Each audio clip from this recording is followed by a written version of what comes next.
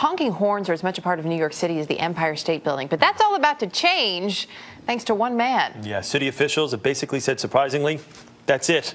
They're listening. Early show contributor Taryn Winter Brill tells us it's all about the change, right? The change. Good morning to you guys. For out-of-towners, honking may be part of the fun, but thanks to one sleep-deprived New Yorker, this week 13,000 cab drivers received a message from the city that was loud and clear. Unless it's an emergency, honking your horn is against the law. They're a part of the sights and sounds of New York. In the city that never sleeps, they're what's keeping everyone awake. An email from one annoyed New Yorker saying he can't sleep at night has the city reminding cab drivers that honking comes with a heavy price, a $350 fine. But when you heard that they were coming out with this warning and reinforcing the warning, what was your first reaction? It's ridiculous. I mean, it's impossible. This is New York.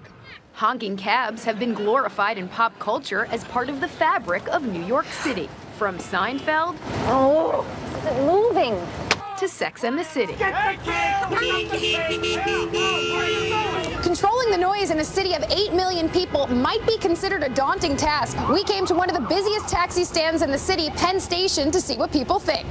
I think it's part of the atmosphere to hear them honk, pushing their way into the traffic.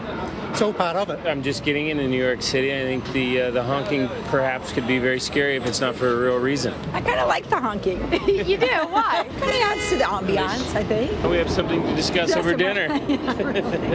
New York City Taxi and Limousine Commissioner David Yaski says it may all be a part of the experience, but honking should only be used to avoid an accident. The hustle and bustle is part of why people are drawn to New York, but everything, when it gets to an extreme, is too much. So here, honking, I don't think there are too many New Yorkers who would say, yeah, I want to see more honking. I think they generally would rather see less. How long does it take you to make $350? Oh, man. It's not easy to make $350. Not easy. It's not easy. You can't move. How are you going to make $350? But for taxi drivers, time is money. And they say when distracted drivers aren't moving, they need to honk to get their attention. And the $350 fine is crossing the line. David Yaski says it's not about the money. This really isn't about enforcement. We're not talking about issuing tons and tons of tickets. We're just saying, you know, you're part of the New York community. Be a good neighbor. Don't use the horn when you don't need to.